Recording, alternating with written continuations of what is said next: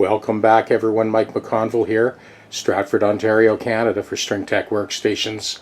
There is no denying, whether you're a Gibson fan or not, how beautiful these guitars are. This is an ES 137, but all that beauty does not go very far if the guitar is unplayable and splatting out with dead notes all along the scale length and cannot be tuned properly. So we're going to walk you through this step by step, as we always do. This neck has some issues. I don't know how well the camera is going to pick this up, but this guitar is tuned to concert pitch, 10 to 46 strings. We've got quite a bit of load on that truss rod to get this neck to behave. The action was hiked so high when the guy brought it in, nobody would play this guitar the way it was.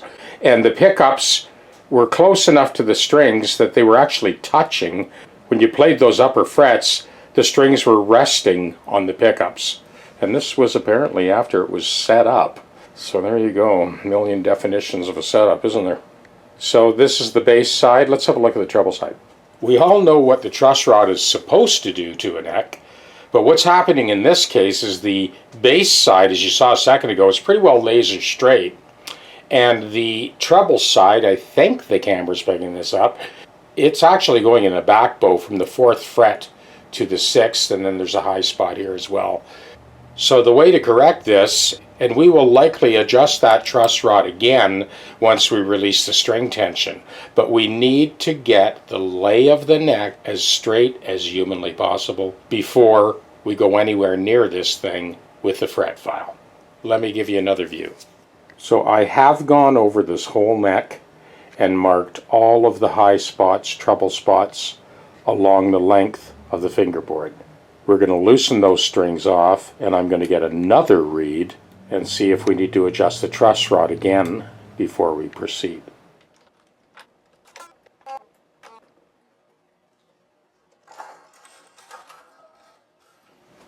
I'm checking this again, and yeah, we've got all the same spots. So the string tension, loosening off that string tension in this case, didn't make any difference at all.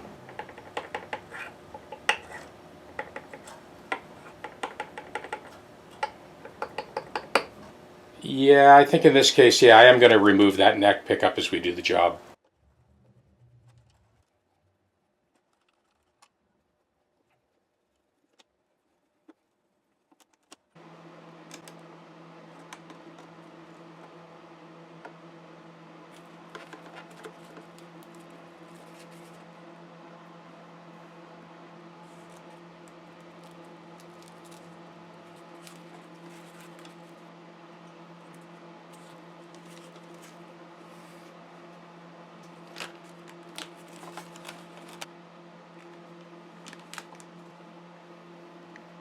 You can see the stress marks in the paint here, and in this case there's no way around it. That nut needs to come out because when we set the action where it should be, the string was resting on the 1st fret.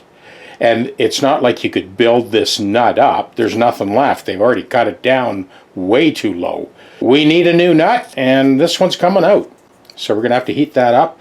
And as you can see with the Gibson nuts, the actual nut comes below the surface of the paint line.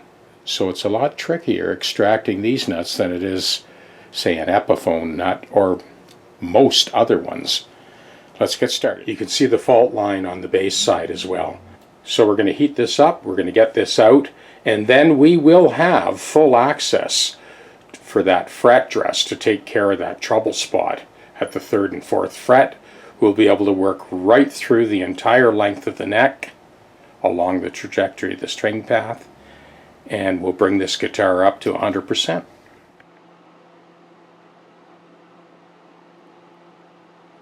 That's as clean as it gets. I am going to start at the top end, as I always do, moving obliquely.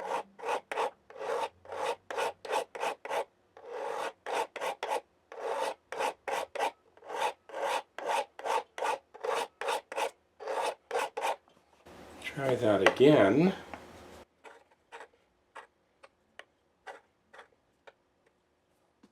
Much better. Now this was our next spot here. And this spot.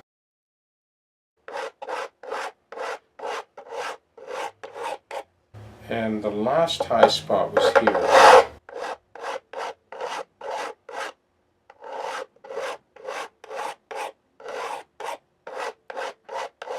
I'll go over the whole thing with a 6-inch.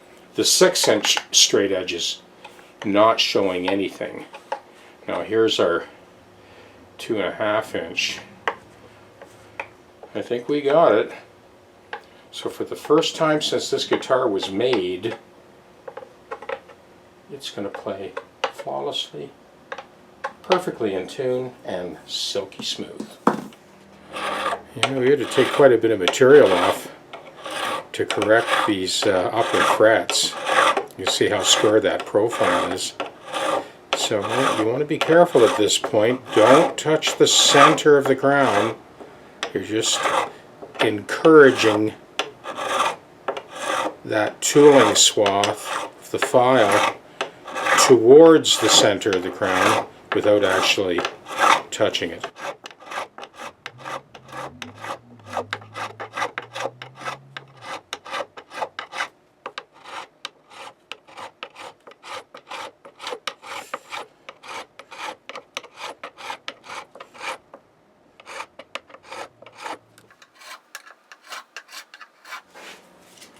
Okay, we are stepping it up to 400 grit now, and this flexible material allows the sandpaper to slur and distort over the crowns, so you're not lowering the crowns here. All we're doing is scrubbing them back to center. So we're just getting ready to step up to 600. But I thought I would kind of show you, give you a kind of a bird's eye view before we go any further. So of course up top is where we took most of the material off at that neck to body junction, which is pretty typical. And that is where we're at right now with a 400 grit. And we've chased those crowns back to center. Let's move up to 6. There's our 600.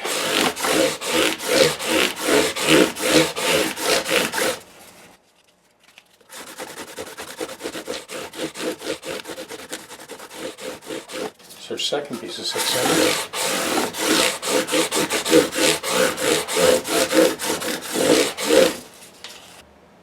Yeah, I'm liking that.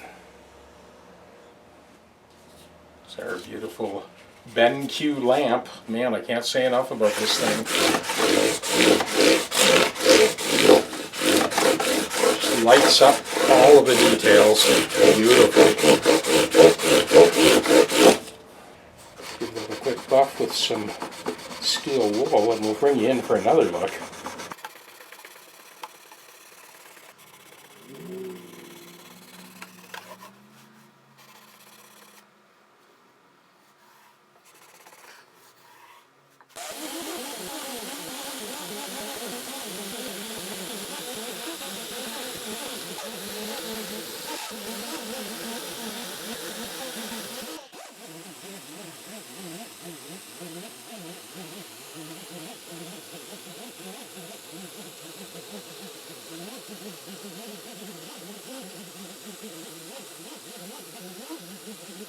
And this is what we ended up with.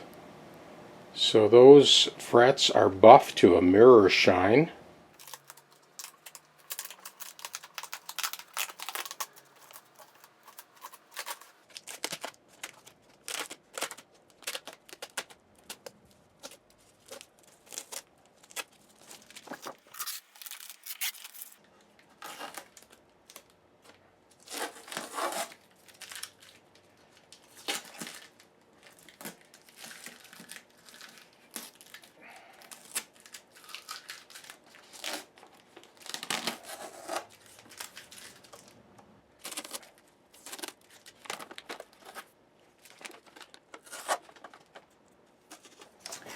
Well, there is something here that I couldn't help but notice, and I don't know what's going on here.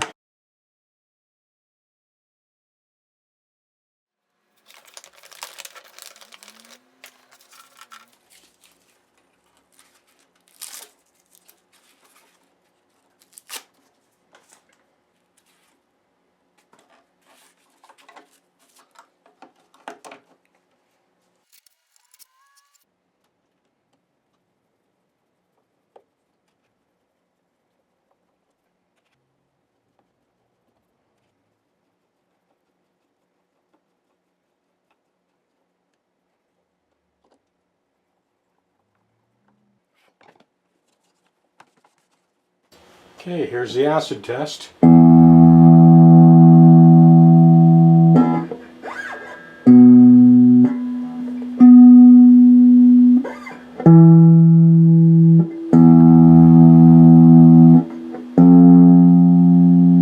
A string.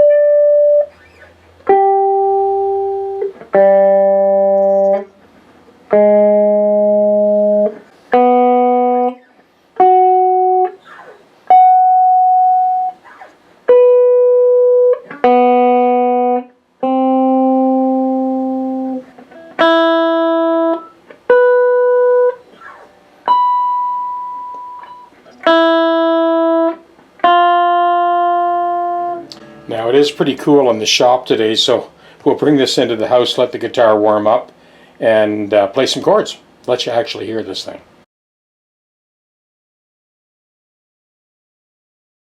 And all of this was accomplished without the use of CNC machines, vices, clamps, vice grips, or even dial calipers. None of that stuff was used.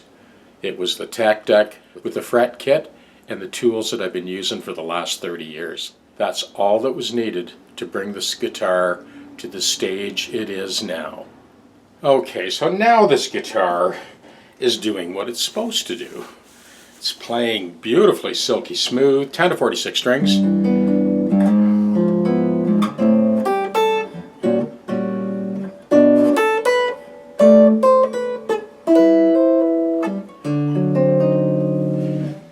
It's a progression in G major, basically G major 6 to A minor 11 to B minor 11. But what I'm doing is I'm filling in chromatically with diminished seventh chords. I'm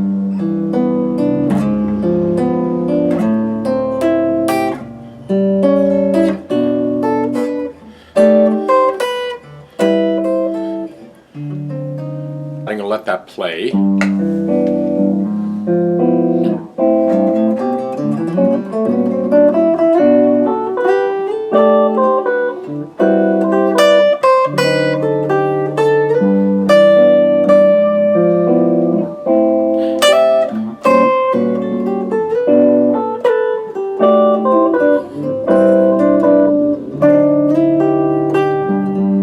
So even though you've got those chromatic steps in between the diatonic chords, it doesn't disturb the flow or feel of, in this case, G major.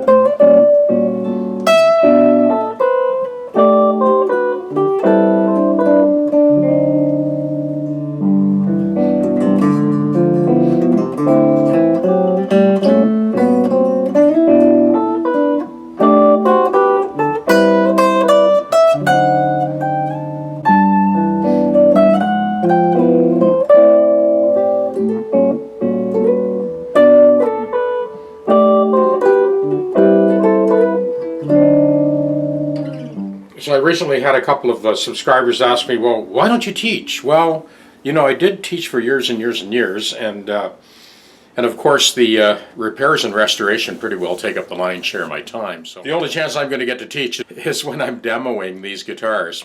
Something else that I've worked on for years and years and years, and it was inspired initially by the Bach lute suites, where there was lots of wide intervals. And you've seen me do this lots of times before too, where I have we'll call this root 6 and 10, where I'll go along the length of the scale. In this case, I'm using the 6th string, 4th string, and 3rd.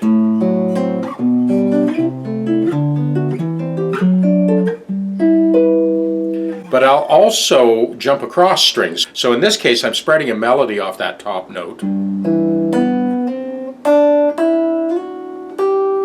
And then I'll go over to the adjacent set of strings. And moving up to the next position.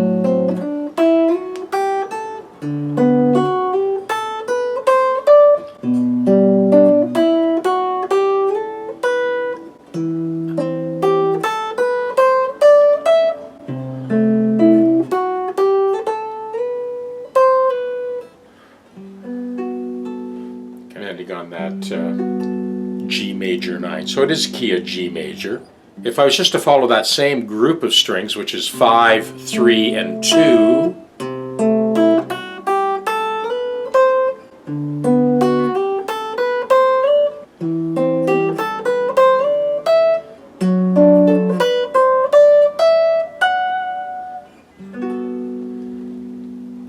on the bass set of strings again.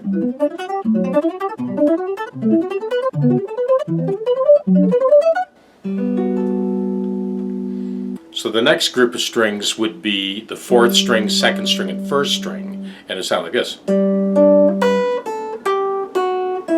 I'm doing a descending line here.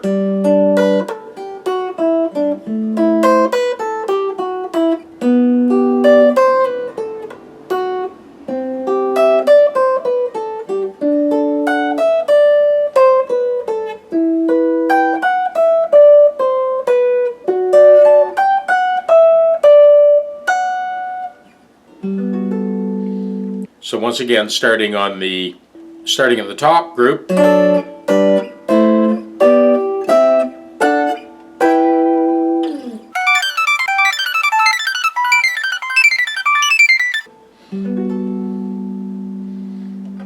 I'm just going to wrap up with a round robin of chords. We'll just go alphabetically. A chord,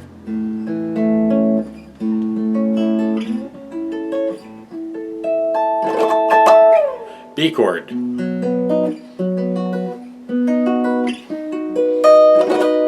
C,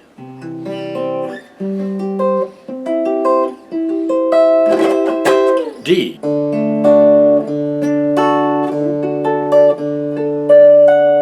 E,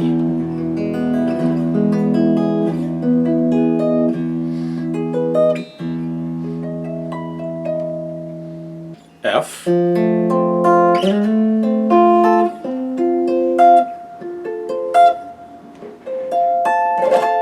G, anyway, you get the idea. And a few minor chords. So here's A minor 9, first position. Sorry about the traffic going by on the street. It's kind of rush hour here, but A minor 9, first position. Exact same chord, an octave higher. E major 9.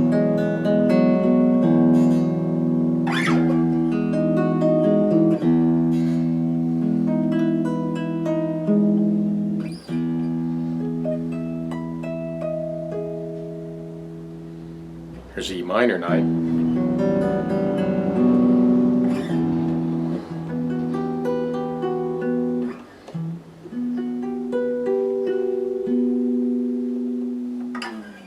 G minor 9.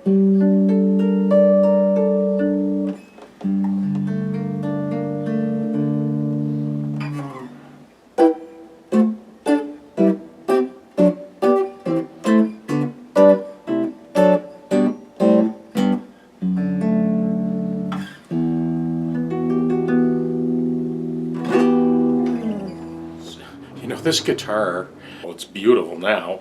Beautiful to look at, beautiful to play, beautiful to listen to. When the customer dropped it off, it was impossible to play. And even if you had the brute strength to pull the strings down that height, it wouldn't do you any good because it was a mile out of tune. So as you can hear and as you can see, the guitar is beautiful to play now. It doesn't just look beautiful, it sounds beautiful and plays beautifully. So I hope you enjoyed that. And you will notice that you didn't see any CNC machines, you didn't see any dial calipers. I didn't have a steel post bolted to a cement floor to hold up the guitar. It was all done on the TechDeck with the fret kit and the tools that I've been using for the last 30 years. So here you go, compensated nut, fret level, recrown and polish, end to end, and absolutely flawless intonation.